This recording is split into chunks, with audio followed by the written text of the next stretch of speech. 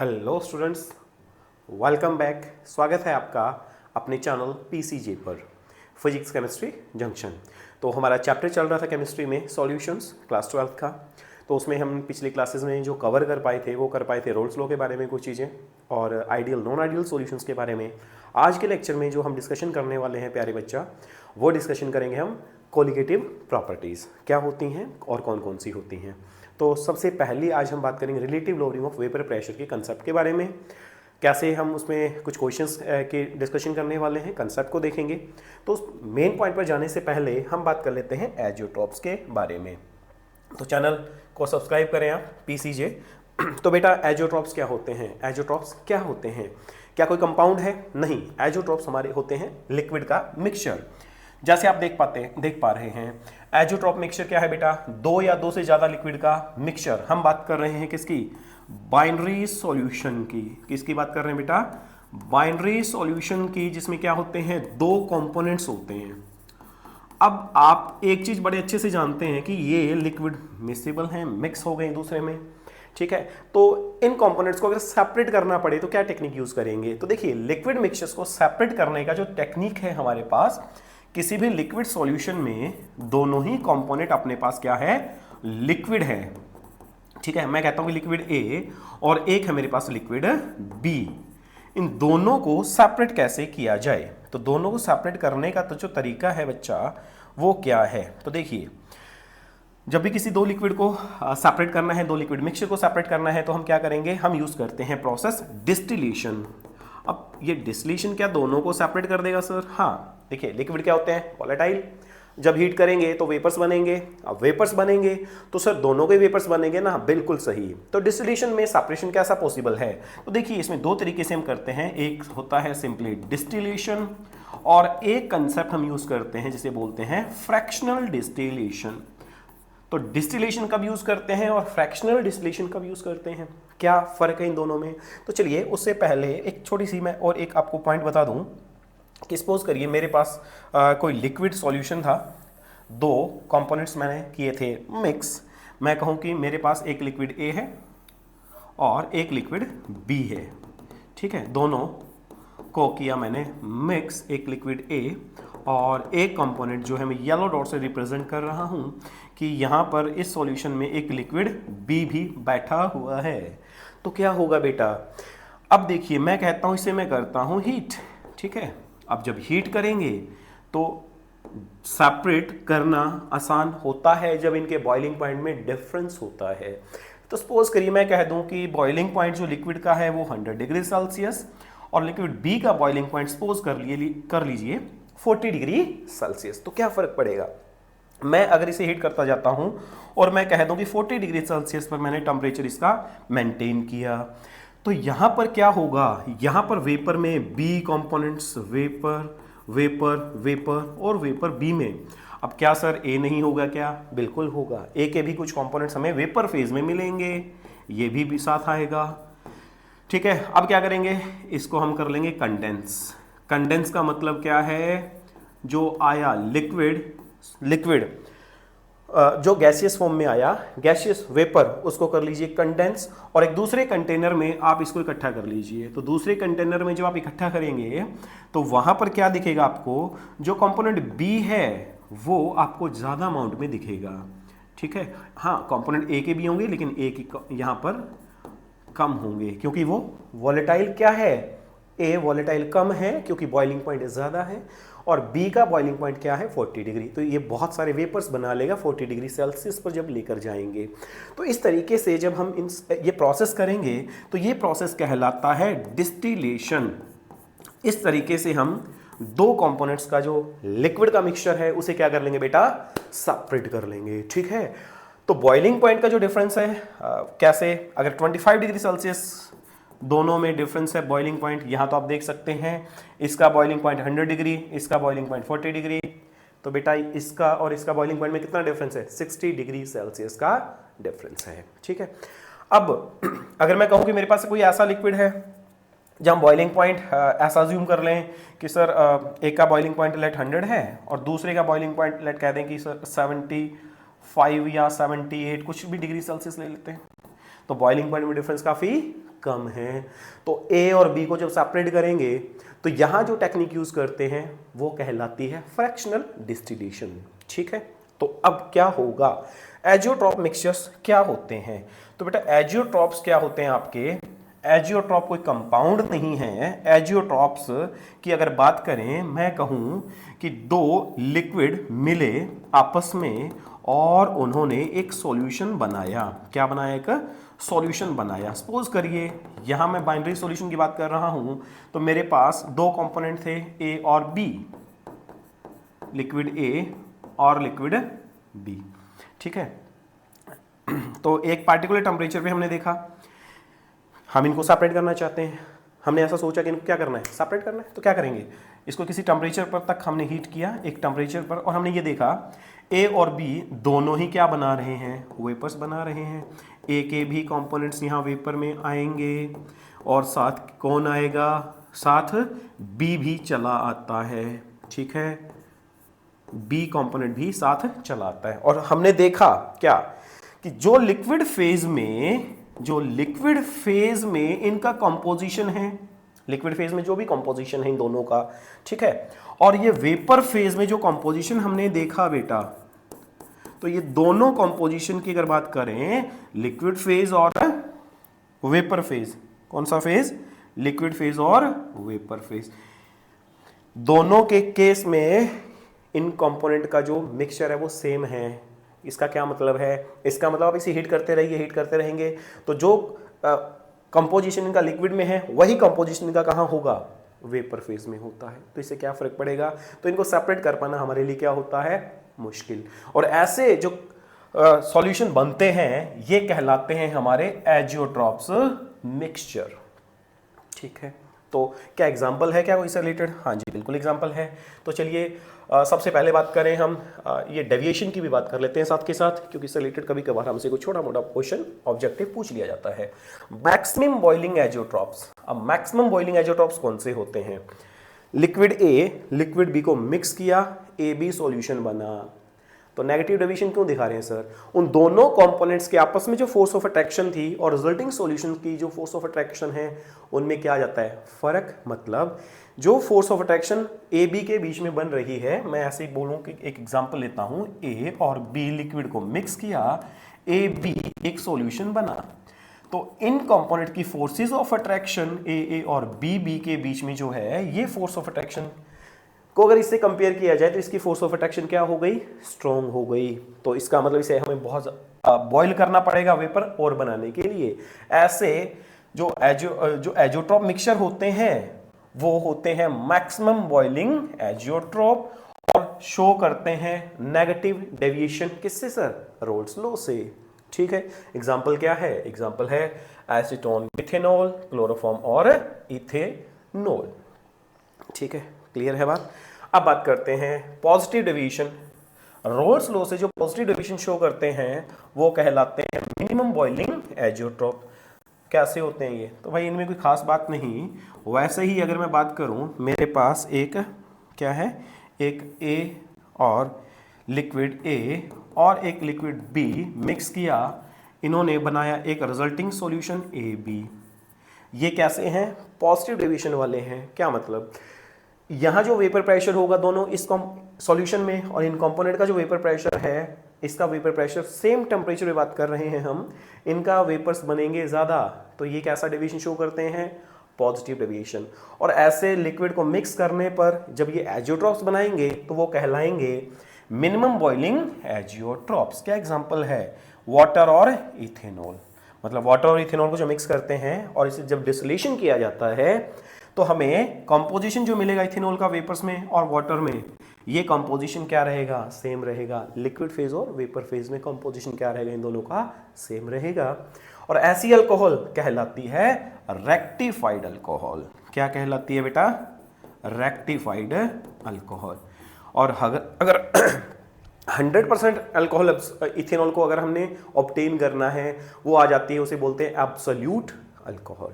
तो azeotrope mixture को हम इस तरीके से सेपरेट नहीं कर सकते।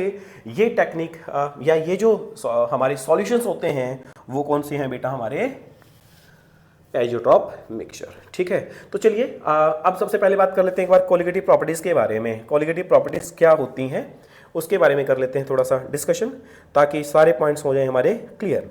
तो क्या है कोलिगेटिव प्रॉपर्टीज़, चलिए मैं बात करता हूँ कोलिगेटिव प्रॉपर्टीज़ की। तो कोलिगेटिव प्रॉपर्टीज़ जो है बेटा वो होती हैं किसकी, सॉल्यूशन की। कौन सी प्रॉपर्टीज़, जो सॉल्यूशन हम बात करते हैं एक रिजल्टिंग सॉल्यूशन, यहां हमने बात की बाइनरी सॉल्यूशन की। तो बाइनरी सॉल्यूशन में एक ही क्या होता है, सॉल्यूट, ऑब्वियसली सॉल्वेंट तो एक ही होगा। ऐसे सॉल्यूशन की कुछ फिजिकल प्रॉपर्टीज में क्या आ जाता है, डिफरेंस आ जाता है। क्या करने से, एक नॉन वॉलेटाइल सॉल्यूट को उसमें ऐड करने से। एक नॉन वॉलेटाइल कह दीजिए सॉलिड सॉल्यूट की बात कर रहा हूं मैं। सॉलिड तो मतलब क्या होता है सॉलिड, नमक, शुगर, यूरिया, ग्लूकोज, फ्रक्टोज, कोई भी चीज हमने उसमें सॉलिड तरीके से अगर किसी सॉल्वेंट में ऐड की, वो जो रिजल्टिंग सॉल्यूशन होगा उसके कुछ खास प्रॉपर्टीज में, कुछ कैलकुलेटेड, कुछ फिजिकल प्रॉपर्टीज में फर्क आ जाता है। ऐसी प्रॉपर्टीज कौन सी होती हैं, जैसे कि वेपर प्रेशर में फर्क पड़ना, ठीक है, और बॉइलिंग पॉइंट में डिफरेंस आना कहलाता है एलिवेशन इन बॉइलिंग पॉइंट। उसके फ्रीजिंग पॉइंट की बात करेंगे तो वो होगा डिप्रेशन इन फ्रीजिंग पॉइंट, ठीक है। और एक लास्ट कोलिगेटिव प्रॉपर्टी है बेटा, वो है ऑस्मोटिक प्रेशर। तो इन प्रॉपर्टीज के ऊपर क्या होगा, जब किसी भी सॉल्वेंट में, प्योर सॉल्वेंट में कोई भी सॉल्यूट ऐड किया जाएगा जो नॉन वोलेटाइल होगा। और दूसरा पॉइंट मैं यहां जो यूज कर रहा हूं कि स्टार्टिंग में हम ये बात करेंगे कि वो जो सॉल्यूट है बेटा वो नॉन इलेक्ट्रोलाइट है हमारा। कैसा है, नॉन इलेक्ट्रोलाइट। तो भाई इलेक्ट्रोलाइट क्या होते हैं, सबसे पहले बात करें अगर इलेक्ट्रोलाइट के बारे में। इलेक्ट्रोलाइट क्या है भाई, इलेक्ट्रोलाइट जो आयंस में टूट जाता है, सोडियम क्लोराइड आयंस बनाएगा, मैग्नीशियम क्लोराइड आयंस बनाएगा। कोई भी कंपाउंड जिसे सॉल्वेंट में डालने पर आयंस बना ले, ऐसे सारे सॉल्यूट कहलाए जाते हैं इलेक्ट्रोलाइट। तो इनिशियली हम जो बात करेंगे बेटा वो होगी नॉन इलेक्ट्रोलाइट की। तो नॉन इलेक्ट्रोलाइट कंपाउंड कैसे होते हैं, कोवलेंट कंपाउंड होते हैं। कैसे कंपाउंड होते हैं बेटा, कोवलेंट कंपाउंड, मतलब वो आयंस में डिसोशिएट नहीं होंगे, ना ही तो डिसोशिएट होते हैं ना ही एसोशिएट होते हैं। अब ये क्या है, ये बात करेंगे जब हमारा डिस्कशन रहेगा वेंट ऑफ फैक्टर पे, ठीक है। वो चारों कोलिगेटिव प्रॉपर्टीज पढ़ने के बाद उसके बारे में सारी हम डिटेल में बात करने वाले हैं। तो चलिए सबसे पहला पॉइंट क्या है हमारा, सबसे पहला पॉइंट यहां अगर मैं आपको बताऊं कि मेरे पास क्या है, सबसे पहली कोलिगेटिव प्रॉपर्टी जिसे आज हम डिस्कशन करने वाले हैं बेटा, वो है हमारी relative lowering of vapour pressure. पहली colligative property, relative lowering of vapour pressure, और जिसे प्यार से हम बोलते हैं RLVP। क्या बोलेंगे बेटा इसे हम, RLVP, ठीक है, क्लियर है बात। चलिए, और इससे पहले एक छोटा सा पॉइंट और देख लें कि वेपर प्रेशर क्या होता है। तो इसे हम ऑलरेडी पढ़ चुके हैं, और एक थोड़ा सा क्विक रिव्यू इसका ले लेते हैं। मेरे पास कोई भी कंपोनेंट है, ध्यान से देखना, कोई भी लिक्विड है मेरे पास, प्योर सॉल्वेंट है, लिक्विड ए ही ले लेते हैं। कोई सॉल्वेंट है मेरे पास प्योर, तो बेटा ये क्या होगा, वॉलेटाइल है, किसी T टेम्परेचर पर ये वेपर बनाएगा, ठीक है। इवोपरेशन होगा, इवोपरेट होगा, इवोपरेट का मतलब वेपर बनाना। और कुछ समय बाद क्या होगा, ये जो वेपर बने इसके यहाँ पर स्टार्टिंग में वेपर बन रहा है, प्रोसेस वेपोराइजेशन। कुछ समय बाद वो वेपर वापस से कहाँ आएंगे, लिक्विड फेज में आएंगे। और एक टाइम आएगा जब यहाँ पर क्या होगा, इक्विलिब्रियम। उस समय हम बोलेंगे कि जितना रेट ऑफ इवापोरेशन हुआ, जितना रेट ऑफ इवापोरेशन हुआ उतनी ही स्पीड से कंडेंसेशन हुआ। मतलब मैं कहूं कि भाई 1000 मॉलिक्यूल लिक्विड से गैसेस में भाग गए, तो ये फिर क्या होगा, 1000 मॉलिक्यूल वापस से गैसेस से लिक्विड में आ गए, तो सर क्या होगा, इक्विलिब्रियम आ जाएगा जी। और इस समय ये जो वेपर बनेंगे इक्विलिब्रियम पर, ये जो लिक्विड के सरफेस पे प्रेशर एक्सर्ट करेंगे वही हमारा कहलाता है वेपर प्रेशर। कितना होगा सर, तो हम इसे लिखेंगे बेटा P0A से। क्या है P0A, वेपर प्रेशर है प्योर सॉल्वेंट का, ठीक है। तो चलिए आज करते हैं बात relative lowering of vapour pressure के बारे में। हमने क्या लिया, एक नॉन वॉलेटाइल और नॉन इलेक्ट्रोलाइट सॉल्यूट। क्या करेगा वो? तो चलिए, अभी मैंने कहा, एक एग्जांपल दिया था कि भाई मेरे पास एक लिक्विड ए है, मेरे पास एक लिक्विड ए है। कैसा लिक्विड है भाई? लिक्विड ए है। तो क्या होगा, देखते हैं क्या होगा। तो लिक्विड ए जो यहां पर रखा हुआ है मैंने, इसमें इसे थोड़ा सा मैं सही कर लेता हूं, विजिबिलिटी प्रॉपर हो जाएगी। यहां लिक्विड ए रखा हुआ बेटा, प्योर है, वेपर बनाएगा। ये सपोज कर लीजिए कुछ वेपर प्रेशर ने लगाया, मैं इस प्रेशर को कह दूं कि इसके वेपर इतने बने कि इन्होंने मिलकर के 1 ATM प्रेशर लगा दिया जी। ठीक है, कुछ भी प्रेशर मैंने ले लिया। आप प्रेशर की यूनिट ATM ले सकते हैं, HG ले सकते हैं, बार ले सकते हैं, पास्कल ले सकते हैं। यहां मैंने सिंपली इसे लिख दिया ATM। तो इसका क्या मतलब है? ये प्रेशर कब लग रहा है सर? ये लग रहा है बेटा इक्विलिब्रियम पर। क्या है सर? लिक्विड ए वेपर बनाएगा, फिर कंडेंस होगा, और कुछ समय बाद ये जो वेपर यहाँ ऊपर बन रहे हैं आप देख पा रहे हैं, ये वापस लिक्विड में जाएंगे तो वहाँ इक्विलिब्रियम आएगा सर, कुछ प्रेशर लगेगा। आप प्रेशर को यहाँ से देख सकते हैं, मैंने कहा कि वही एक ATM प्रेशर लग रहा है किसी भी पार्टिकुलर टेम्परेचर पर।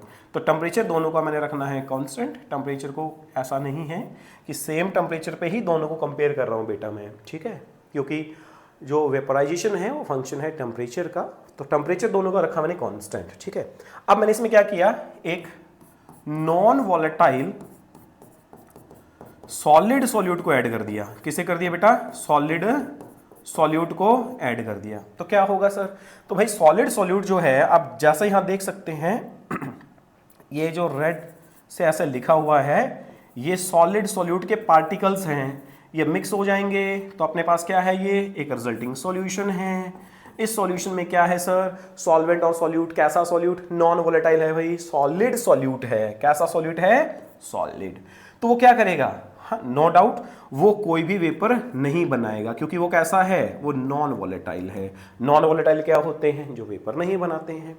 तो क्या करेगा ये नॉन वोलेटाइल सॉल्यूट? इसके सरफेस पे यहां के बैठेगा, तो ये जो मॉलिक्यूल बल्क से निकल करके बाहर आने की कोशिश कर रहे थे, ये इनसे टकराएंगे, ठीक है, और चूर चूर हो जाएंगे। क्या मतलब है इसका? इसका मतलब ये है कि यहां पर जो भी वेपर प्रेशर है वो होगा बेटा सॉल्यूशन का। यहां जो वेपर प्रेशर है वो क्या है? P0A का।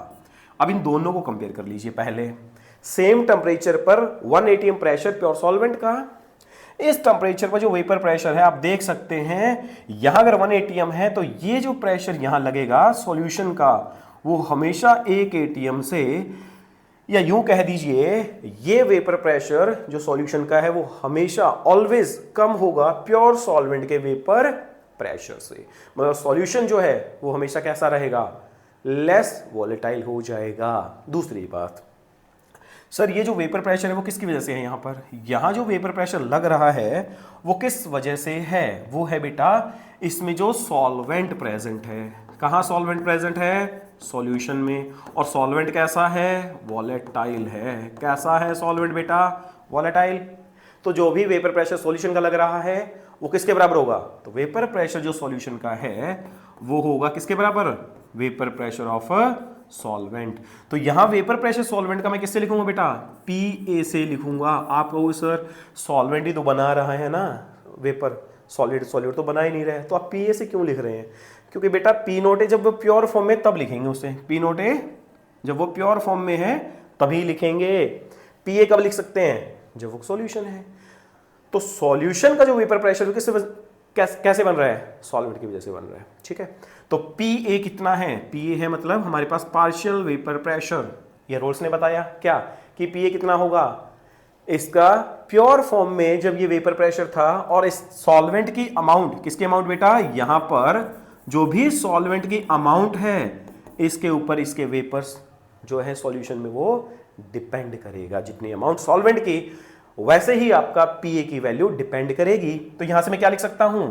यहां से मैं लिख सकता हूं कि PS जो है वो किसके बराबर है? P0A into XA। XA क्या है? मोल फ्रैक्शन किसका? सॉल्वेंट का। क्योंकि अमाउंट की बात की ना सॉल्वेंट की, तो अमाउंट यहां पर हम एक टर्म यूज करते हैं जिसे बोलते हैं मोल फ्रैक्शन। किसके? सॉल्वेंट के।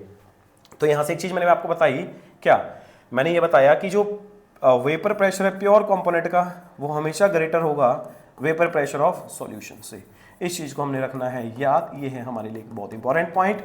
और अगर मैं कहूं कि वेपर प्रेशर में कितना, यहां पर अगर आप देखेंगे वेपर प्रेशर कितना कम हुआ, तो भाई आप लिख सकते हैं, आप कह देंगे सिंपली कि सर वेपर प्रेशर सॉल्यूशन का जो है वो कम है और वेपर प्रेशर सॉल्वेंट का वो क्या है, ज्यादा। तो कैसे लिखेंगे, लोअरिंग इन वेपर प्रेशर हम लिख सकते हैं P not A minus PS।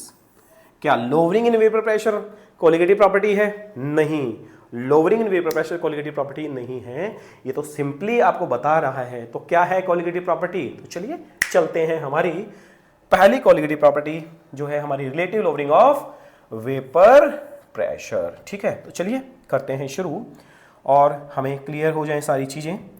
क्या है पॉइंट्स, क्या क्या चीजें हैं। अभी अभी मैंने जो आपको बताया वो क्या कह रहा है, वो कहता है कि P नॉट A क्या है हमारे पास, प्योर कंपोनेंट का वेपर प्रेशर, प्योर कंपोनेंट का वेपर प्रेशर। और दूसरी बात PS क्या था, PS था वेपर प्रेशर किसका, ये है सर वेपर प्रेशर सॉल्यूशन का। किसका वेपर प्रेशर है बेटा, सॉल्यूशन का। और अब मैंने बताया अभी लोअरिंग इन वेपर प्रेशर कैसे लिख सकते हैं, लोअरिंग वेपर प्रेशर को लिख सकते हैं P not A minus PS। अभी अभी हमने देखा जो PS है वो कितना है, PS होता है P not A into XA। क्या है ये XA, मोल फ्रैक्शन सॉल्वेंट के। मैं एक कंपोनेंट, देखिए अब एक चीज थोड़ा सा ध्यान देना है हम लोगों ने, कंपोनेंट A को मैं सॉल्वेंट लेके चल रहा हूं और जो कंपोनेंट B है, B क्या है, non volatile solid solute non electrolyte है वो।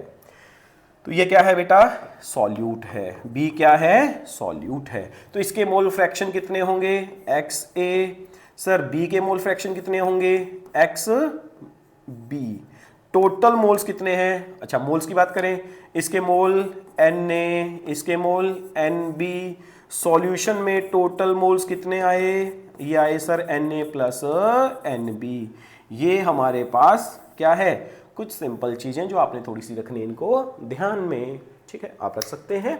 तो चलिए लोअरिंग वेपर प्रेशर, अब यहां कुछ वैल्यूज पुट करते हैं। P not A minus PS की जगह क्या रख दें बेटा, ये वैल्यू पुट कर दें P not A into XA। तो चलिए इसे थोड़ा सा करते हैं ड्राई, छोटा सा पॉइंट है, इज इक्वल टू, यहाँ क्या है P नॉट A कॉमन निकालिए तो 1 माइनस कितना आएगा, XA। अब आप अच्छे से एक चीज जानते हैं क्या, अगर मैं कभी भी दो कंपोनेंट के मोल फ्रैक्शन के सम की बात करूं तो क्या होता है, XA प्लस XB होता है बेटा 1। क्या होता है, XA प्लस XB 1 होता है। तो XB किसके बराबर होगा, 1 माइनस XA के बराबर। XB क्या है सर, ये रहे बेटा सॉल्यूट के मोल फ्रैक्शन। तो यहां से मैं क्या लिख सकता हूं, यहां से मैं लिख सकता हूं P not A minus PS। इस P नॉट A को नीचे ले आइए इधर, और ये क्या होगा, मोल फ्रैक्शन किसके, सॉल्यूट के। ये हमारी टर्म है जो कोलिगेटिव प्रॉपर्टी है RLVP। वेपर प्रेशर में कितना कम, ये कितना कम हुआ, P not A minus PS। Initial कितना था, P नॉट A रिलेट करके लिख दिया, डिनोमिनेटर में चीज आ गई है। ये है कोलिगेटिव प्रॉपर्टी। तो यहां यूज क्या है इसका, मोलर मास। हमने क्या किया है इसमें, जो नॉन वॉलेटाइल सॉल्यूट इसमें ऐड किया है उसका मोलर मास कितना है, या अगर मोलर मास दे दिया जाए हमें तो कितनी अमाउंट उसकी ऐड की है। तो जैसे जैसे अमाउंट ऐड करते जाएंगे बेटा, मोल फ्रैक्शन जैसे जैसे सॉल्यूट के बढ़ते जाएंगे, ये लोअरिंग जो है वो क्या होती जाएगी, कम होती जाएगी, क्योंकि डायरेक्टली प्रोपोर्शनल है मोल फ्रैक्शन सॉल्यूट के। तो अगर मैं यहां से लिखूं क्या, P not A minus PS upon P not A is equal to, क्या लिखें, नंबर ऑफ, अब मोल फ्रैक्शन लिखे कैसे आएंगे सर, इसके मोल, उसके मोल, हमारे मोल, तुम्हारे मोल, Na plus Nb। Na Nb क्या है, मोल्स में भाई, Na मोल किसके हैं, सॉल्वेंट के, Nb मोल किसके हैं, सॉल्यूट के। तो टोटल मोल्स कितने हैं, Na प्लस Nb हैं। अब अगर मैं कहूं कि भाई इसका मोलर मास निकालना है, मोल्स कैसे निकालते हैं, मोल्स निकालते हैं मास बाय मोलर मास। आई बात समझ में बेटा, ये मोल्स कैसे निकालते हैं, मास बाय मोलर मास, आसान बात है। तो मैं क्या लिखूं, यहां जो सॉल्यूट है इसका मोलर मास मैंने लिख दिया कैपिटल MB से, गिवन मास कैपिटल WB से। तो क्या लिखेंगे, मोलर मास कैसे लिखूंगा उसका मैं, given mass of solute by molar mass of solute. ऐसे ही number of moles of solvent कैसे लिखूंगा भाई, मोल्स ऑफ सॉल्वेंट लिखने का तरीका है given mass of solvent bye molar mass of solvent plus number of moles of solute, वही बेटा given mass of solute by molar mass of solute. ठीक है, अब देखिए अगर मैं कहूं कि जो सॉल्यूशन है वो डाइल्यूट सॉल्यूशन है बेटा, कैसा सॉल्यूशन है, डाइल्यूट। इसका मतलब number of moles of A ज्यादा है number of moles of B से। तो अगर मैं बात करूं डिनोमिनेटर की, तो यहां पर क्या हो जाएगा, इन दोनों को कंपेयर करें तो Na is equal to approximate इन दोनों के सम के बराबर ही आएगा, मतलब ज़्यादा फर्क नहीं पड़ेगा अगर डाइल्यूट सॉल्यूशन है। अगर हमें नहीं पता तो फिर पूरी टर्म को यूज करेंगे। ठीक है, डाइल्यूट सॉल्यूशन में क्या कर देंगे, डाइल्यूट सॉल्यूशन में number of moles of solvent के कंपैरिजन में number of moles of solute को कर देंगे इग्नोर। ठीक है, तो इसे क्या लिखेंगे, P not A minus P S upon P not A is equal to, इन वैल्यूज में मैं इसे क्या कर चुका हूं, इसे मैंने कर दिया इग्नोर यहां पर, क्योंकि सॉल्यूशन कैसा है, डाइल्यूट। किससे डाइल्यूट माने सर, 5% या 5% से सॉल्यूट की अमाउंट कम है किसी सॉल्यूशन में, तो ऐसे सॉल्यूशन क्या मान लेंगे, डाइल्यूट सॉल्यूशन मान लेंगे। तो क्या आएगा इधर आएगा गिवन मास ऑफ सॉल्यूट या मास ऑफ, जो भी क्वेश्चन में दिया जाएगा, मोलर मास ऑफ सॉल्यूट। इसे ऊपर ले जाऊं मैं, क्या आएगा, molar mass of solvent upon given mass of solvent. तो इस तरीके से इस टर्म का यूज करके हम क्या निकाल सकते हैं, हम ये निकाल सकते हैं कि जो सॉल्यूट है वो कितना अमाउंट में ऐड किया गया, या फिर हम यहां से निकाल सकते हैं कि जो भी सॉल्यूट आपने ऐड किया है उस सॉल्यूट का मोलर मास कितना है, वो हम इस फॉर्मूले से क्या कर सकते हैं, कैलकुलेट। तो हमने क्या किया, हमने डिटरमाइन किया किसे, non volatile non electrolyte solute जो ऐड किया है, इतना ग्राम ऐड किया है, 10 ग्राम 5 ग्राम 2 ग्राम 3 ग्राम, सर उसका मोलर मास कैसे निकालेंगे, तो इस फॉर्मूले का यूज कर लेंगे बेटा, सीधा सीधा फॉर्मूला है। अगर हमें कंफर्म नहीं है कि सर सॉल्यूट जो है वो ज़्यादा अमाउंट में है, सॉल्यूशन डाइल्यूट है या कंसंट्रेटेड है, तो उसके लिए हम इस फॉर्मूले का यूज कर लेंगे। ठीक है, तो relative lowering in vapour pressure में हमने देखा एक डेरिवेशन देखा, कैलकुलेशन देखी। तो कैलकुलेशन क्या कहती है, कैलकुलेशन फिर से मैं यहाँ लिख देता हूँ, छोटा सा पॉइंट आप लोगों को याद रखने के लिए। ये हमने किया बेटा, एक लिक्विड ए मिक्स किया था लिक्विड बी में, अपने पास आएगा रिजल्टिंग सॉल्यूशन ए बी। ठीक है, क्लियर है बात। तो कंपोनेंट ए जो है मैंने इसे कहा बेटा सॉल्वेंट, आप इसे सॉल्यूट कहो सॉल्वेंट कहो कोई दिक्कत नहीं, कोई फॉर्मूला नहीं है कि आप कहें सर हमेशा इसे ही सॉल्वेंट बोल रहे हैं सॉल्यूट बोले, कोई दिक्कत वाली बात नहीं है। ठीक है, अब इस पे एक छोटा सा करते हैं क्वेश्चन ताकि हमारा पॉइंट हो जाए आसान। तो आपने चीजें ध्यान से देखनी है। क्या कहता है, ये कहता है कि at 298 kelvin the vapour pressure of pure water is 23.75 mmHg। Calculate the vapour pressure the same temperature 5% aqueous solution of urea. ये कहता है कि ये अपने पास है वाटर, सॉल्वेंट वाटर दिया बेटा इन्होंने, ये क्या है सॉल्यूट, क्या है सॉल्यूट, यूरिया है यहां। ठीक है, इन्होंने पूछा है vapour pressure of the solution, तो ये सॉल्यूशन है कि क्या ऐड किया गया है इसमें ऐड किया है यूरिया, किसमें, वाटर में, और इसमें कुछ हमें परसेंटेज दी गई है, तो घबराना नहीं है। 5% एक्वस सॉल्यूशन का मतलब क्या है, कंसंट्रेशन टर्म्स में आपको समझाया मैंने। इसका मतलब है 5 ग्राम यूरिया प्रेजेंट है किसमें, 5 ग्राम यूरिया प्रेजेंट है 95 ग्राम वाटर में। तो यूरिया का मास कितना दे दिया आपको, यहां पर मोलर मास तो यहां लिखा ही हुआ है, और यूरिया का फॉर्मूला क्या होता है, NH2CONH2। ये कितना मास दिया बेटा इसका गिवन मास में लिख दूं WB 5 ग्राम। क्यों लिखा 5 ग्राम सर, दिया तो हुआ नहीं, 5% एक्वस सॉल्यूशन लिखा है। ये स्टेटमेंट क्या कहती है, 5 ग्राम यूरिया प्रेजेंट है 95 ग्राम वाटर में, या यूं कह दीजिए 5 ग्राम यूरिया प्रेजेंट है 100 ग्राम सॉल्यूशन में, हमें वाटर चाहिए तो हम 95 ग्राम लिख सकते हैं। ठीक है, और इसका मोलर मास कितना है भाई, मोलर मास हमें दिया है, अदरवाइज अगर यूरिया लिखा तो तब भी कैलकुलेट कर लेते, 60 ग्राम पर मोल। ठीक है, वाटर के बारे में कुछ चीज़ें दी गई हैं, गिवन मास कितना है वाटर का, WA में ले रहा हूँ, 95 ग्राम दे रखा है, मतलब इस इक्वेशन में दिया हुआ है। मोलर मास कितना है वाटर का, 18 ग्राम पर मोल। सारी चीज़ें हमें दे दी, और प्योर वाटर का वेपर प्रेशर बेटा दिया हुआ है। तो P0A, यहाँ अगर मैं बात करूँ हमें और क्या दिया है, पी नोट ए दिया है। ए क्यों लिखा सर? भाई आप वाटर लिख दीजिए, क्योंकि प्योर सॉल्वेंट मैंने ए ले रहा हूँ यहाँ वाटर को। तो पी नोट ए कितना है? 23.75 mmHg। इक्वेशन ये कर लेते हैं ताकि जो भी प्रॉब्लम्स हैं हमारी, इस रिलेटेड जो पॉइंट्स हैं वो हमारे हो जाएंगे क्लियर। हमसे क्या पूछा है? रिजल्टिंग सॉल्यूशन का जो भी ये सॉल्यूशन आया है इसका हमसे पूछा है क्या बताना है? प्रेशर बताना है। तो बता दीजिए क्या लगाएंगे फॉर्मूला? डायरेक्ट फॉर्मूला अभी आपको बताया था। कहाँ है फॉर्मूला सर? ये रहा बेटा formula, P note A minus P S upon P note A mass of, क्या है ये? मास जो भी सॉल्यूट का दिया है, मोलर मास सॉल्यूट का, molar mass solvent, molar mass given mass solvent का। ठीक है, तो चलिए फॉर्मूले में करते हैं values direct put.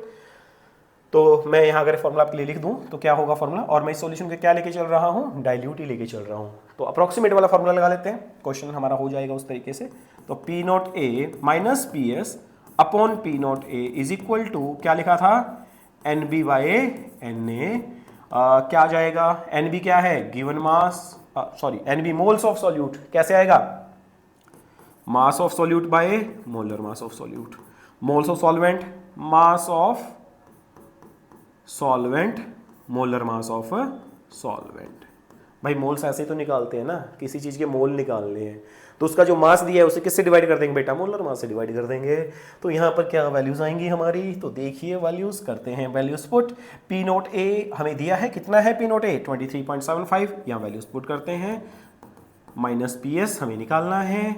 P note ए कितना है? यही रहा, P note A is equal to W B कितना है सर? ये रहा बेटा, डब्ल्यू बी दिख रहा है आपको 5। मोलर मास कितना है? मोलर मास ये रहा 60 into molar mass of solvent कितना है? वाटर है बेटा, सभी को पता है 18 ग्राम होता है। गिवन मास वाटर का कितना है? 95। तो चलिए वैल्यूज करते हैं सॉल्व, और इसे थोड़ा सॉल्व करके लिखे तो यहाँ पर ये आ जाएगा 1/12। यहाँ इसे और देखें तो ये आएगा 3 and 2, तो ये आ गया 3/95 इंटू 2। और सॉल्व करते हैं, 95 इंटू 2 कितना हो जाएगा? 5 2 0 18 1 19। ठीक है, तो चलिए यहाँ वैल्यूज हमारे पास आई 23.75 माइनस पी एस अपॉन 23.75 किसके बराबर आ गई बेटा? ये वैल्यूज आ गई आपकी 3/190। तो चलिए इस वैल्यू को उधर ले जाते हैं। ठीक है, इसे उठाते हैं और इस साइड क्रॉस मल्टीप्लाई कर देते हैं। तो क्या आएगा? 23.75 minus P S is equal to 3 multiply 23.75, 3 multiply 23.75 divided by 90। तो चलिए थोड़ा फास्ट करते हैं कैलकुलेशन। आप कर सकते हैं, मैं करता हूँ कैलकुलेटर की हेल्प से, तो कैलकुलेशन हो जाए थोड़ी फास्ट। 3 को मल्टीप्लाई करना है 23.75 से, 23.75 ये आ गया 71.25, 71.25 डिवाइड बाय 90। ठीक है, तो 71.25 को डिवाइड कर देते हैं 90 से, कैलकुलेशन यही हो जाएगी हमारी। तो ये आएगा 0.79, यही आएगा क्या? चलिए एक बार फिर से देखते हैं। हमने किया 23.75 को मल्टीप्लाई 3 से 71.25 आ गया हमारा ये। अब करते हैं डिवाइड 71.25 डिवाइडेड बाय 90 नहीं था, ये 190 है, यही तो गड़बड़ हो गई, 190। तो 0 पॉइंट, यहाँ पर वैल्यूज क्या आई बेटा? Minus P S is equal to 0.375, कितना आया? 0.375। पी एस चाहिए, तो पी एस को अगर उधर लेके जाएंगे तो ये वैल्यू यहाँ माइनस कितनी आ गई? 23.75 माइनस 23.75 माइनस 0.375, क्या वैल्यूज आएंगी? तो वैल्यूज करते हैं इसमें पुट। क्या वैल्यूज हैं? 23.75 माइनस 0.375, 0.375 ये आ गया अप्रॉक्सीमेट। मैं इसे लिखूँ तो टोटल 23.37। तो आप देख सकते हैं यहाँ से आपके पास जो वेपर प्रेशर आया रिजल्टिंग सॉल्यूशन का वो ये रहा हमारा रिक्वायर्ड आंसर। ठीक है, 190 से डिवाइड करने के बाद ये वेपर प्रेशर सॉल्यूशन का। आप देख सकते हैं वेपर प्रेशर जो सॉल्यूशन का उस पर ज़्यादा फर्क नहीं पड़ा है। कैसे, पहला वेपर प्रेशर 23.75, अब कितना है 23.37, क्योंकि ये सॉल्यूशन जो है वो एक तरीके का डाइल्यूट सॉल्यूशन है और अप्रॉक्सीमेट वाला फॉर्मूला हमारे यहाँ पर क्या कर गया, काम कर गया। तो यहाँ से हमने क्या कर लिया, कैलकुलेशन कर ली आसानी से। तो चलिए अब एक और लेते हैं छोटा सा क्वेश्चन इसके ऊपर। ठीक है, क्या है क्वेश्चन बेटा, देखिए पहले क्वेश्चन को स्टेटमेंट देखते हैं क्या है। स्टेटमेंट क्या कहती है, दूसरा क्वेश्चन कोलिगेटिव प्रॉपर्टी पे। कोलिगेटिव प्रॉपर्टी अभी बताई मैंने आपको, RLBP क्या कहता है ये, vapour pressure of pure benzene दिया है 0.850 bar, non volatile non electrolyte solid जिसका वेट है 0.5 ग्राम, 39 ग्राम बेंजीन में ऐड किया गया है, उसका मोलर मास भी हमें पता है, वेपर प्रेशर ऑफ सॉल्यूशन भी दिया है। तो क्या चाहता है ये चाहता है कि जो आपका सॉलिड सॉल्यूट है उसका मोलर मास बता दीजिए। क्या बता दीजिए, मोलर मास। तो सबसे पहले गिवन चीजें मैं यहां पर लिख लेता हूं। आपने आई थिंक ये क्वेश्चन देख लिया होगा। तो मेरे पास क्या है, ये है बेंजीन और इस बेंजीन को मैं कंपोनेंट ए लेके चल रहा हूं और इसमें है एक सॉलिड सॉल्यूट। तो भाई उसे क्या ले रहा हूं मैं, बी ले रहा हूं। तो क्या बना, एक सॉल्यूशन बना। तो जो गिवन चीजें हैं बेटा मैं यहां लिख लेता हूं ताकि कैलकुलेशन डायरेक्ट कर लेंगे, प्रॉब्लम ना आए। क्या कहता है, वेपर प्रेशर प्योर बेंजीन का सॉल्वेंट का दिया है। तो वेपर प्रेशर प्योर बेंजीन मतलब पी नॉट ए है बेटा। आपको सर ए क्यों लिख रहे हो, तो बेटा ये ए है, बार बार बेंजीन पूरा लिखना थोड़ा डिफिकल्ट रहेगा। 0.850 बार। और एक मजे की बात यह है कि इस क्वेश्चन में जो प्रेशर है वो दिया है हमें बार में ही दिया गया है दोनों ही केस में, तो वो अलग करने की जरूरत नहीं है। अगर एटीएम होता तो बार में कैसे करेंगे कन्वर्ट, 1 एटीएम 1.013 बार, तो कन्वर्जन करना जरूरी है, यूनिट सेम रखनी जरूरी है। ठीक है, तो पी ए हमें पता है वेपर प्रेशर सॉल्यूशन का कितना है, वेपर प्रेशर है सॉल्यूशन का बेटा ये रहा 0.845 बार। और क्या दिया है सर, और हमें दिया है नॉन वोलेटाइल सॉलिड वेट 0.5 ग्राम, मतलब जो WB है वो 0.5 ग्राम है। कितना है बेटा, 0.5 ग्राम। मोलर मास, अच्छा मोलर मास बेंजीन का पता है। और इसे और हमें क्या निकालना है, हमें पूछा है सॉलिड सॉल्यूट का मोलर मास, मतलब हमसे MB पूछा है। और क्या दिया है वैल्यूज, सॉल्वेंट का सब कुछ दिया हुआ है। सब कुछ मतलब क्या होता है, उसके पास मास दिया है 39 ग्राम के अंदर ऐड किया गया है। मोलर मास जो है बेंजीन का वो 78 ग्राम पर मोल। C6H6 नहीं भी दिया होता तो कैलकुलेट कर लेते। ठीक है, फॉर्मूले अगर हमें याद होता तो यहाँ क्या पूछा है हमसे, मोलर मास पूछा है सॉल्यूट का। तो चलिए फटाफट फॉर्मूले पुट करते हैं वैल्यूज। तो P0A minus PS upon P0A किसके बराबर, अप्रॉक्सीमेट वाला फॉर्मूला यूज कर लेते हैं। ठीक है, ठीक है, चलिए करते हैं NB अपॉन NA। प्रॉब्लम तो नहीं है।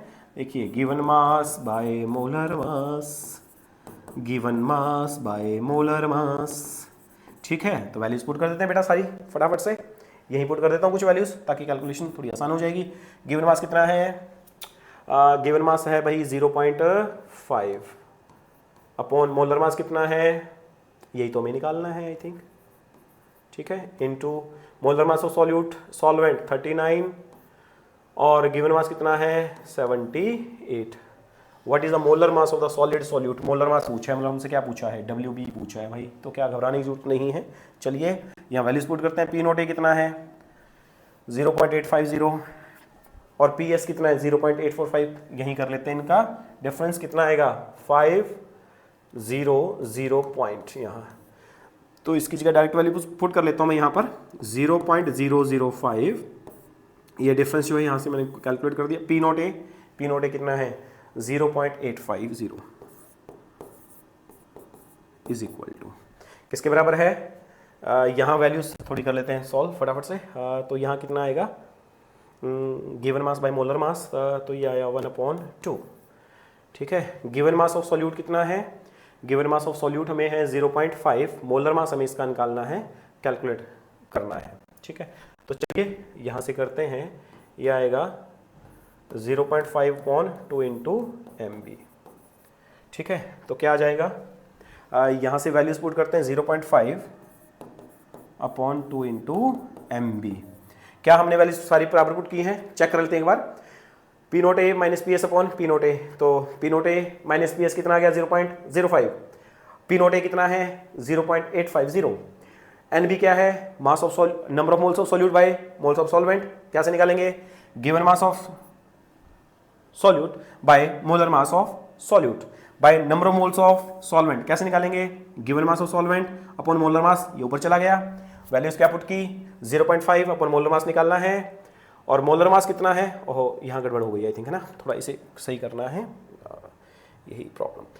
मोलर मास कितना है बेटा? 78, ये ऊपर पुट करना था हमें।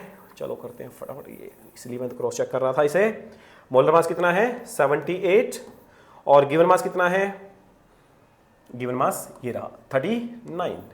तो चलिए 0 यहाँ कैंसिल होगा, ये 2 पर, तो 0.5 इंटू 2 कितना हो गया? 1/mb। कितना आया? 1/mb। तो कैलकुलेशन फटाफट करते हैं। कितना आया? 1/mb, 1/mb।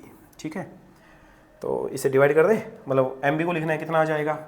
mb को लिखते हैं तो भाई कितना आएगा? 0.850 डिवाइड बाई 0.005। तो इसे अगर लिखें तो हमारे पास क्या वैल्यूज आएंगी? 850 बाय कितना? 5 लिख लेते हैं। ये कितने में कैंसिल होगा? 5 1 जा 5, 5 7 जा एंड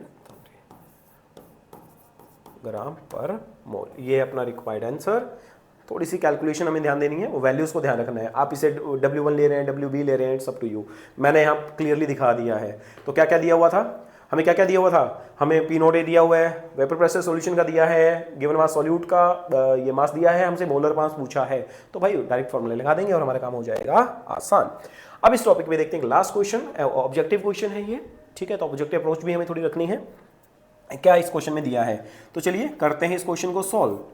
क्या कहता है ये क्वेश्चन बेटा? Calculate the relative lowering of vapour pressure.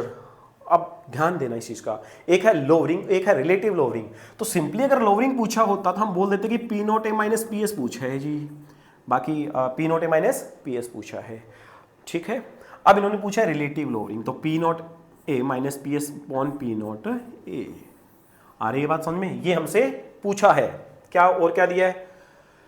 12 gram urea को डिसॉल्व किया है इन्होंने 90 ग्राम वाटर में। ठीक है, तो सब कुछ दिया है, देख लेते हैं। यहाँ हमारे पास है यूरिया वाटर में किया डिसॉल्व, बना सॉल्यूशन। इसे मैं लेता हूं कंपोनेंट ए क्योंकि सॉल्वेंट, इसे कंपोनेंट बी। तो क्या क्या चीजें हैं भाई लिख लेते हैं, जो जो चीजें हमें दी गई हैं। इसका मोलर मास पता है सबको, वाटर का 18 ग्राम पर मोल। मास कितना दिया है वाटर का? सर मास दिया है, देख सकते हैं आप, 90 ग्राम वाटर दिया है, तो आप देख सकते हैं 90 ग्राम वाटर। यहाँ पर हमें और क्या दिया है? मोल जो सॉल्यूट ऐड किया है उसका कितना मास ऐड किया है? ये कह रहा है भाई 12 ग्राम यूरिया ऐड किया, तो 12 ग्राम लिख देंगे। मोलर मास कितना है यूरिया का? भाई ये रहा मोलर मास यूरिया का 60 ग्राम पर मोल। ये पहला भी एक क्वेश्चन किया था, वहाँ भी मैंने आपको बताया था।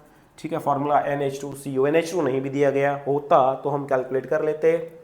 अब और क्या पूछा है? तो भाई अब मैं काम करता हूँ, मैं इसके मोल्स निकाल लेता हूँ। मोल्स कैसे निकालेंगे? गिवन मास बाय मोलर मास। कितना आ गया? 1/5। कितना होगा? 0.2 मोल। कितना होगा? 0.2 मोल। 1/5। इसके मोल्स कितने होंगे? इन मोल्स को मैं क्या लिख लेता हूं बेटा कैलकुलेशन के लिए? हमने अभी क्या लिया है? यूरिया के मोल्स। तो यूरिया के मोल कितने हैं? NB मोल हैं। इसके मोल कैसे आएंगे? मोल्स कैसे निकालेंगे? गिवन मास बाय मोलर मास। कितने आ गए? 5 मोल। ये किसके मोल आए हैं? ये मोल आए हैं भाई हमारे वाटर के। वाटर के मोल्स को मैं Na लिख लेता हूँ। आसान बात है? यस, बिल्कुल आसान है। टोटल मोल्स कितने हैं? तो टोटल मोल देखिए सॉल्यूशन में कितने मोल हैं? 0.2 रहे सॉल्यूट के मोल और 5 मोल रहे सॉल्वेंट के मोल। तो टोटल मोल 5.2 मोल। और यहाँ एक चीज़ का ध्यान रखना है, हम अप्रोक्सीमेट वाला फॉर्मूला यूज़ नहीं करेंगे यहाँ पर। ठीक है, क्योंकि 12 ग्राम ऐड किया गया है, तो ये चीज़ करते हैं यूज़ थोड़ा। और इस फॉर्मूले में करते हैं पुट, ताकि हमारा काम हो जाए आसान। और आई थिंक आपने क्वेश्चन लिख लिया होगा, तो इसे थोड़ा कर देते हैं मिनिमाइज, ताकि हमें थोड़ी मिल जाए स्पेस और हम कर पाए अपना क्वेश्चन जो हमें करता है दुखी। ठीक है, दुखी नहीं होना है, क्वेश्चन करना है। तो चलिए वैल्यूज पुट करते हैं। P not A minus P S upon P not ए पूछा है, क्या फॉर्मूला है, given moles of solute by total moles of solute. Given moles कितने हैं बेटा, गिवन मोल मतलब हमें मोल दिए गए थे, इनडायरेक्टली हमने निकाल लिए।